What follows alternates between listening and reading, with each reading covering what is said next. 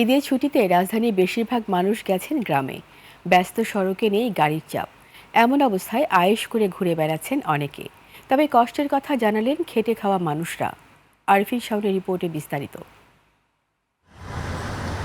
ঈদের টানা ছুটিতে রাজধানী ফাঁকা, নেই চিরচেনা যানজট ও কোলাহল। সীমিত সংখ্যায় চলছে যানবাহন।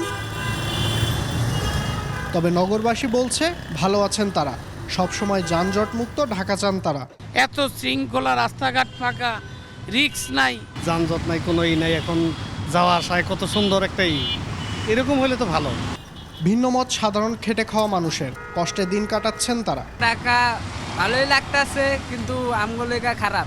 জীবন অবাক না করলে কে করবে? 28% মিল্ক ফ্যাটের অবাক করার সাথে ফ্রেশ মিল্ক পাউডার। জীবন অবাক করুক প্রতিদিন। যাত্রী নাই বললেই চলে, কম। যারা মনে করেন ঢাকার ভিতরে আছে, এরাই মনে করেন বাইরে হইতেছে।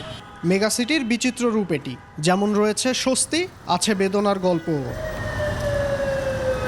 আরফিন শাওন, 21 টেলিভিশন, ঢাকা।